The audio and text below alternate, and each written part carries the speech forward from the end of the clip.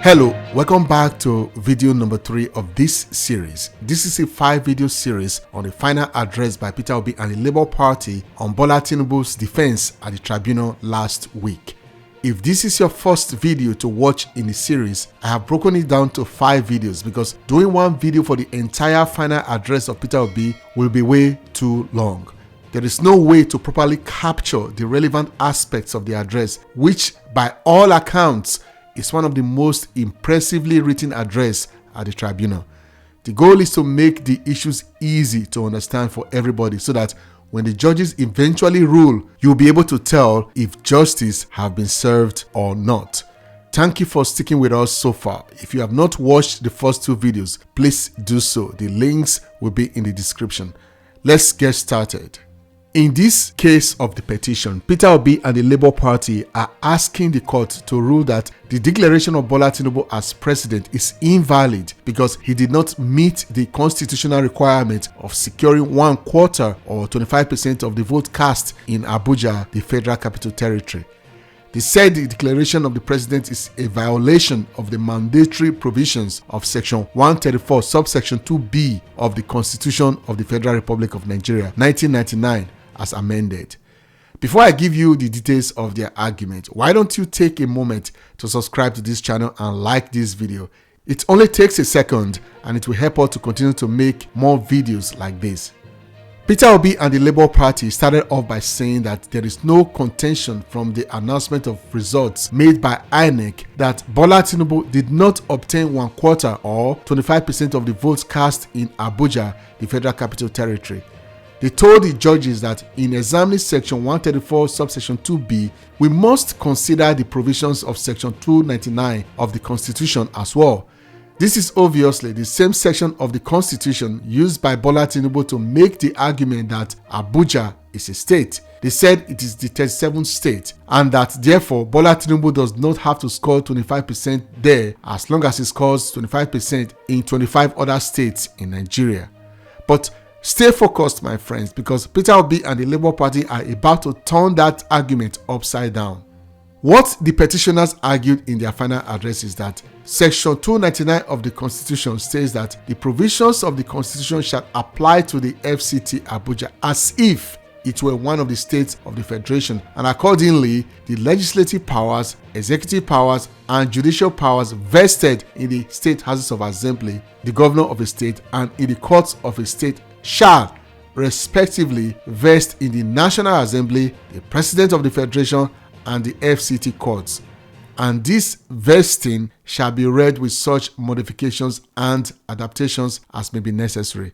They are basically saying that the reason Abuja was referenced in that section of the Constitution as a state was solely for the purpose of the legislative, judicial, and executive administration, and not for elections. I will come back to this later. Nevertheless, to back their claim, Peter Obi and the Labour Party pulled out the rule book used for the interpretation of the Constitution. What does the rule of interpretation say? They cited a 2022 Supreme Court ruling on Federal Republic of Nigeria versus Ngajiwa. In that ruling, the Supreme Court, while relying on some of its earlier decisions, restated the settled position on how to interpret provisions of the Constitution as follows. A. Where the words of the Constitution are clear and unambiguous, a literal interpretation will be applied. B. Where there is ambiguity in a literal interpretation, a holistic interpretation will be resorted to. C. All sections must be read together and purposively so that no section is rendered redundant or superfluous. D. If the words remain ambiguous, the intention of the makers of the Constitution must be discovered to determine the mischief sought to be cured. E. The court is entitled to consider how the law stood when the statute was passed, what the mischief was for which the old law did not provide, and remedy, which has been provided by the new law. These are the 5 factors to consider when interpreting the Constitution. Stay with me, guys. I know this is a little bit complicated. You will see why this is very important in a second. Peter Obi and the Labour Party tackled the contentious word "and" in Section 134, subsection 2B of the Constitution. I think for the sake of clarity, let me read that whole section 134 subsection 2 for you. It says, quote, "A candidate for an election to the office of president shall be deemed to have been duly elected where there being more than 2 candidates for the election. A, he has the highest number of votes cast in the election, and B, he has not less than 1/4 of the votes cast at the election of each of at least 2/3 of all the states in the federation and the Federal Capital Territory Abuja." End of quote. Peter Obi legal team explained the literal meaning of the section, focusing on the word "and." They said it is a trite law that the word "and," as used in section 134 subsection 2b of the Constitution, is conjunctive. By trite law, they mean that the meaning is clear, direct, simple, and obvious. No need for overinterpretation. They said the word "and" has been given judicial interpretation in many legal cases, including the case of Abubakar versus Yaradua in 2008. As such, they argue before the court that the language of the Constitution is clear to the effect that for a candidate to be declared a winner of the presidential election, that candidate must secure at least 1/4, that is 25% of the votes cast in 2/3 of the entire 36 states of the federation, that is in 24 states. And again, that candidate must also secure not less than 25% of the votes cast at the Federal Capital Territory, Abuja.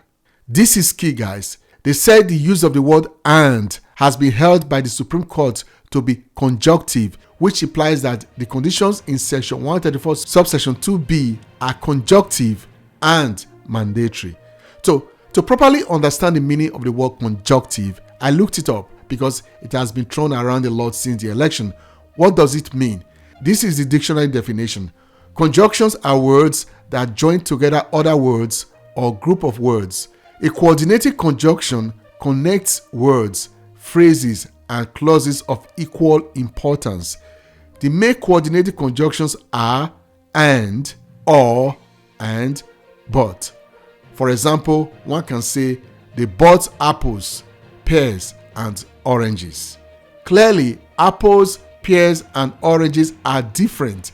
Buying an apple does not give the right to the oranges, and buying a pear does not mean you have fulfilled the requirement to own the apples.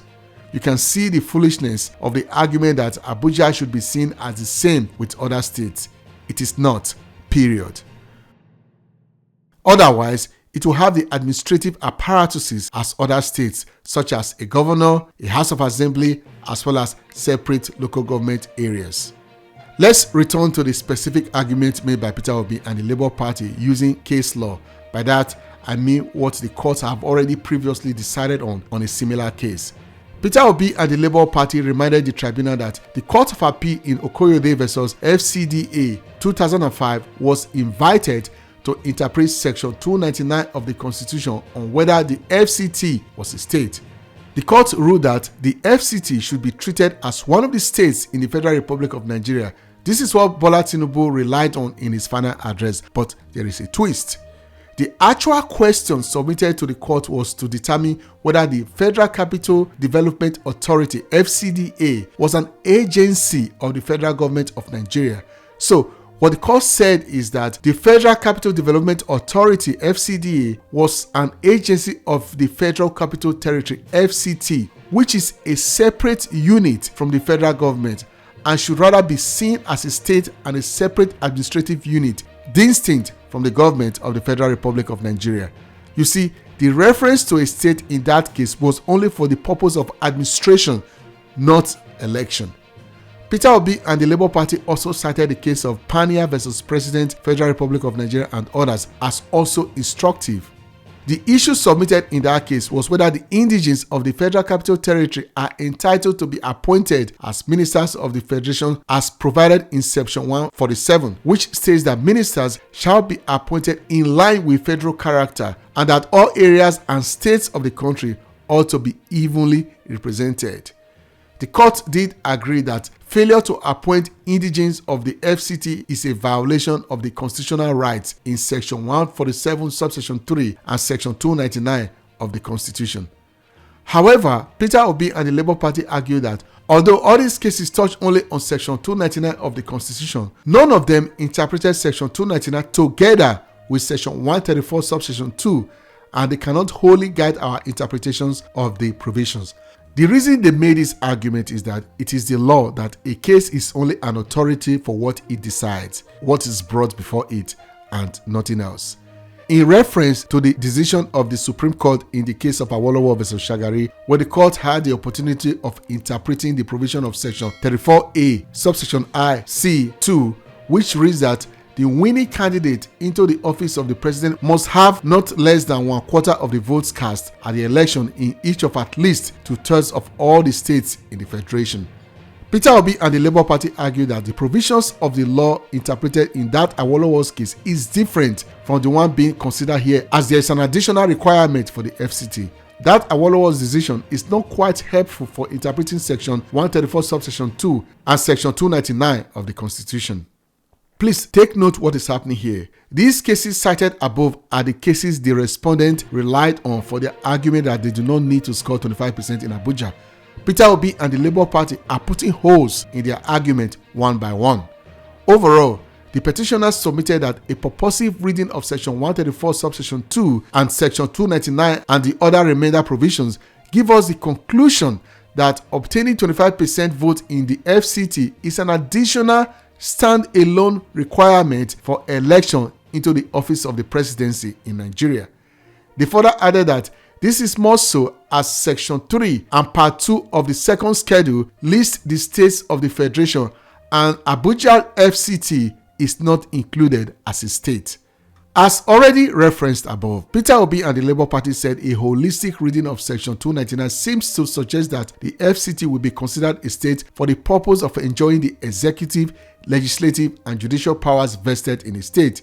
It is for this reason that the FCT is executively administered by the President. The National Assembly legislates the local laws of the FCT, and the FCT High Court is the court with territorial jurisdiction in the FCT. Peter Obi and the Labour Party persuasively argued that Section 299, which states that the FCT is to be treated as a state in Nigeria, is a general provision that has no bearing on Section 134. A general provision cannot override a specific provision. Section 134 subsection 2b is a specific provision on the conditions for declaration of a candidate as the presidential winner at the polls. Another key point raised by Peter Obi and the Labour Party on the additional requirement of 25% vote in the FCT is that the 1979 Constitution was completely silent on this requirement and only stopped short at stating that the winning candidate must have 25% of at least 2/3 votes cast in all states of the federation. Therefore, the deliberate amendment of the drafters of the 1999 Constitution to include the additional requirement of the 25% vote in the FCT must not be rendered redundant, as it is possible that the drafters of the Constitution intended that the popularity of the winning candidate must extend not only to an appreciable geographical spread but also to the FCT, being the capital city and melting pot for all Nigerians, and which would truly reflect the will of all Nigerians. Certainly, the Constitution stipulates that Nigeria shall be a federation consisting of states and the Federal Capital Territory. In addition, Section 3 provides the number of states that make up that federation, and there are 36 states. The Constitution in Section 176 thereof provides that there shall be for each state of the federation a governor. What is remarkable, what you must note, is that the Constitution does not prescribe an election for the governor of the Federal Capital Territory, Abuja. In other words, while the people inhabiting each of the 36 states have the right to elect their own governor, the people of the Federal Capital Territory do not exercise that privilege or right, as the case may be. Also of note is that while the Constitution directs elections into area councils in the Federal Capital Territory, no election to the office of a governor is provided for, because the Federal Capital Territory does not have a governor but an appointee of the President of the Federal Republic of Nigeria as the administrator of the Federal Capital Territory, who stands in place of the governor. Basically, the President of Nigeria has the power and appoints the administrator of the Federal Capital Territory, who stands as the governor of that territory. Peter Obi's argument is that the power of the president to appoint a minister for the day-to-day running of the administration of the Federal Capital Territory comes from the sovereign power of the people residing in the Federal Capital Territory. They also noted that it is for this reason the Constitution says that for any presidential candidate to emerge as president, that person must satisfy the requirement of Section 134, subsection 2B of the Constitution. That is, to also score 25% vote in Abuja. So basically what this is saying is that if you are going to have so much power over the people of the Federal Capital Territory by appointing their officials, then you should also have at least 25% of their vote. That makes sense, right? It does to me. The overall point of Peter Obi and the Labour Party is that it is obvious that the and placed between the states and the Federal Capital Territory in Section 134 of the Constitution is construed as conjunctive and not disjunctive. The drafters of the Constitution were intentional where they said, quote, and the FCT, to mean that the FCT should be treated separately for the purpose of the election. Therefore, whoever wants to be the president of Nigeria must score 25% of the vote in that city. Bola Tinubu did not score 25% of the vote and should not have been declared as the president of Nigeria. Peter Obi did and should have been declared as the president. It seems simple and straightforward to me, especially when you put all of the factors together. Thank you for watching. I will see you in the fourth video of the series, which will be on the issue of the double nomination of Kashim Shettima. What has Peter Obi got to say about Bola Tinubu's defense of the obvious breach of the law in the nomination of the vice president? Let me know what you think in the comment section. Please, if you have not already done so, please subscribe and click on the notification icon to get more updates from me.